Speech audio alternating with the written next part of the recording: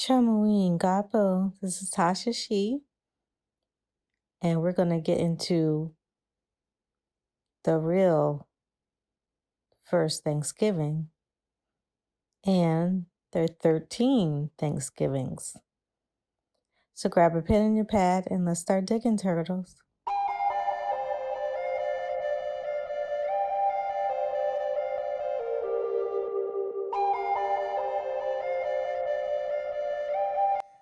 So the current Thanksgiving that we know of was during the beaver moon harvest.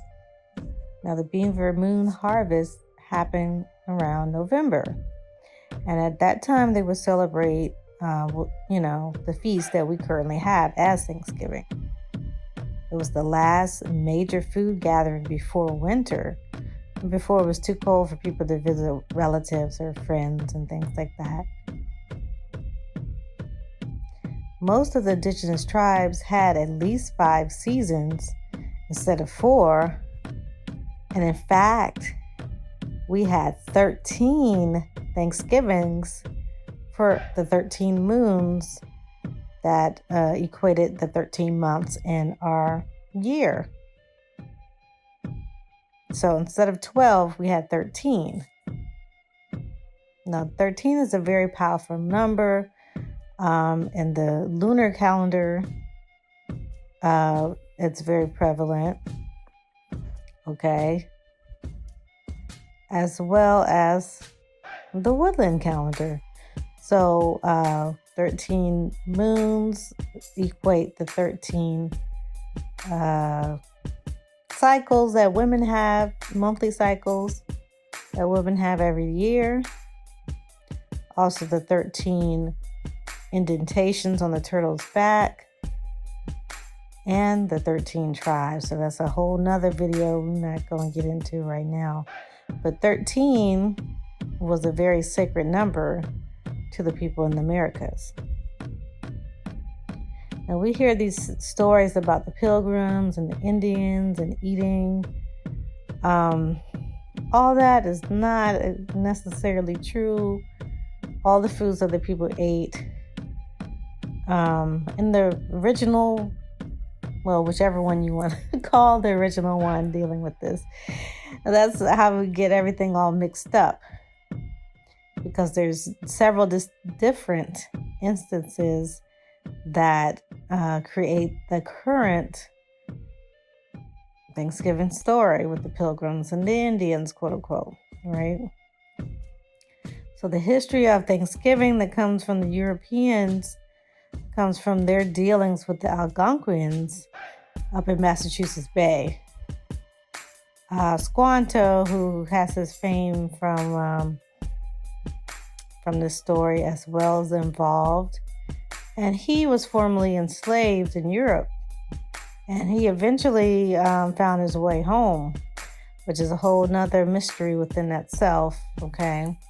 But because Squanto knew English and he was Christian, he was able to be a mediator between the tribes and the Europeans. So Squanto was able to strike up a deal with the Wampanoag, who were a tribe that was a tribe close to his tribe. Now Squanto's whole tribe was decimated by a disease by the time he came back. There was no one left. Just abandoned homes when he came back. So the Wampanoag kind of took him in until the Europeans came. He made this deal with them and they had a harvest, okay, during harvest time. So these Wampanoags decided to have the feast with the English to celebrate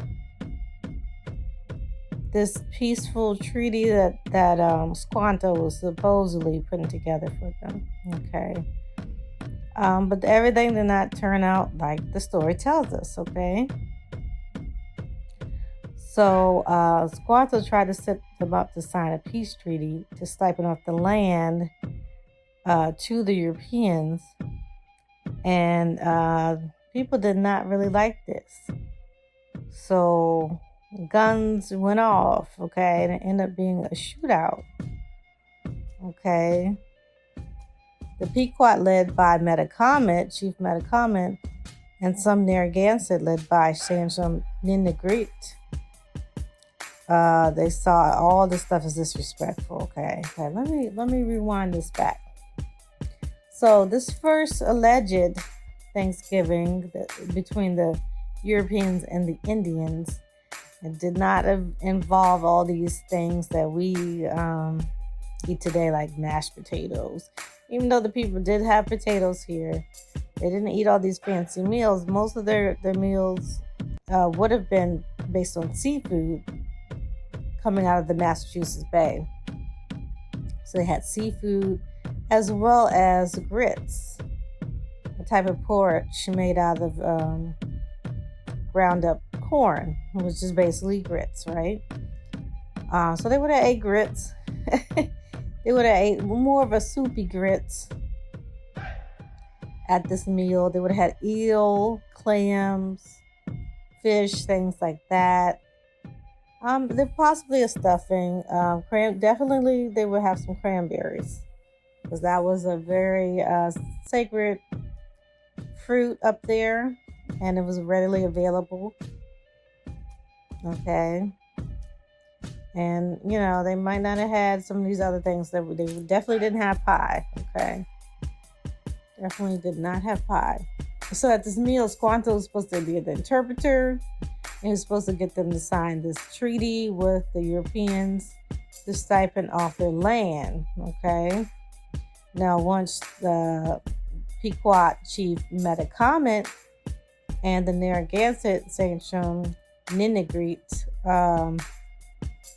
caught wind of what was going on, they saw it as disrespectful. Okay. And also the way that the Europeans celebrated their Thanksgivings by fasting and praying and doing these weird dances that they did. It was very odd. And they saw it as straight disrespect. Okay. So, because they were hooting and hollering, shooting guns up in the air.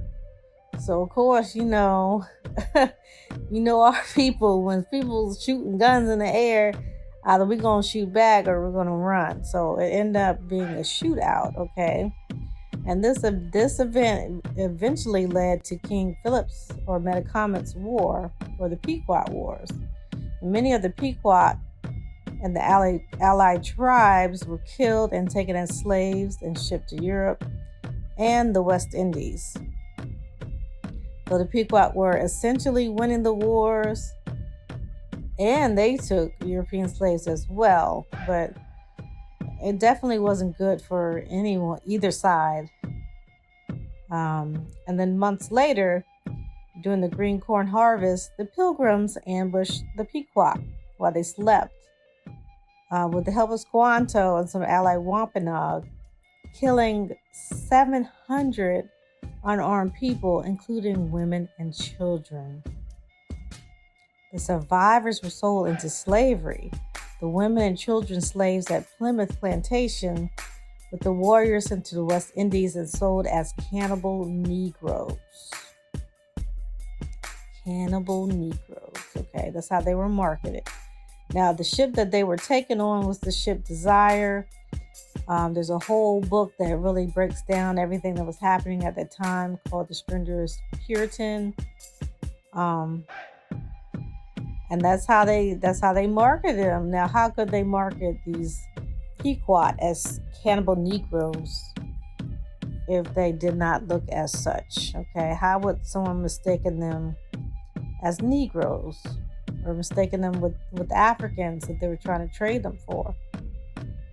How could that possibly happen? Okay.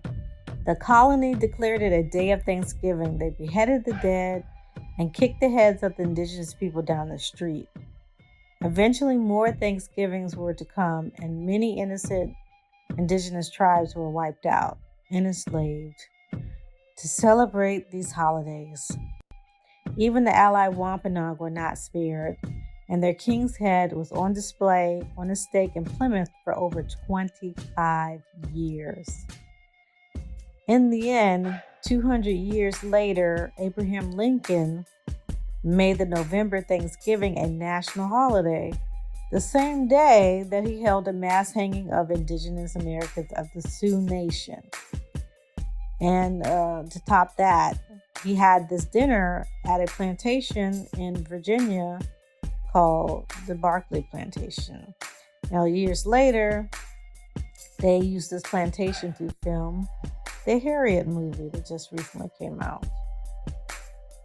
So as you can see, Thanksgiving was not a day that friendly Indians helped save some innocent pilgrims for religious freedom. It was a day of greed, treachery, theft, murder, and enslavement. It should be a time of mourning and respect for the indigenous people who stood their ground to protect their land and liberty. With honor for the indigenous people of this landmass we call America, we should gather with our families to celebrate the harvest and show thanks for their sacrifice, and celebrate the original 13 Thanksgivings that the indigenous people held before their contact with the pilgrims. Now we're about to get into the 13 Thanksgivings. Now these Thanksgivings were held based on the moon cycles, as I said. And those moons were also in comparison to months, the 13 months, okay? So they had names for each moon or each Thanksgiving, okay? So one of the Thanksgivings they had was the maple sugar Thanksgiving. And this Thanksgiving was basically to mark when the maple syrup, would start being able to be tapped out of the trees. In the early spring, they had another Thanksgiving, which was a time of rejuvenation, and they honored the thunder beings, or the Wakandas in the Sioux language, who came to bring rain, and that would help with the crops as well, right? They also had fishing moon Thanksgiving. That was showing when the fish would spawn, so you'd be able to fish in abundance. They also had one at planting time Thanksgiving, and it was a seed ceremony. The people prayed and they planted seeds to be laid out for the crops, okay? They also had strawberry Thanksgiving, which celebrates when the strawberries will be blossoming, where you can pick them. And it's said in many of the Algonquin cultures that you don't eat strawberries alone. So it was kind of a social thing. And it's also a love and a caring thing with strawberries. Then we had green bean Thanksgiving. Now, I know all of us eat them green beans during Thanksgiving, right? So the green bean Thanksgiving,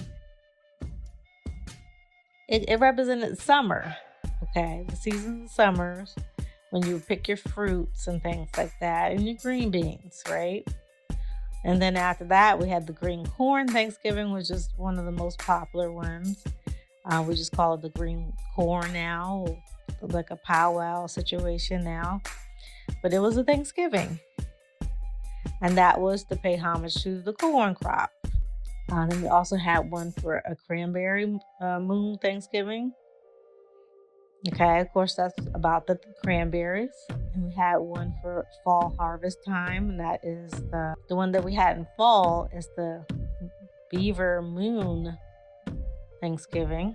Okay, and that's the one that we had before it gets cold, and that would be the last time that people would be able to gather a lot of food and gather their families.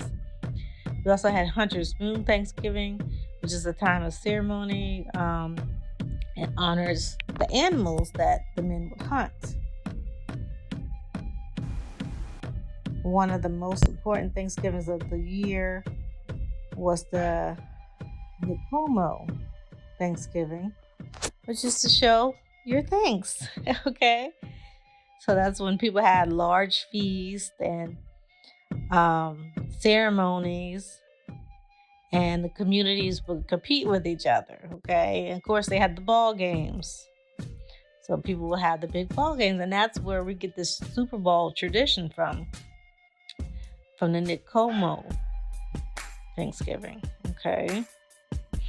And then we also had the big snow Thanksgiving. This is the last one. This one celebrates Mother Earth, the replenishing of the soil. So those are the 13 Thanksgivings. And they all have their special meanings, but you don't have to do that today. If you would like to celebrate all 13 every month, that's kind of a lot on families and sounds very expensive nowadays, but we had things in abundance back in the day. You can all put all these elements together in the current time that people get off. That Thursday, the last Thursday in November, if you would like to. It's all up to you.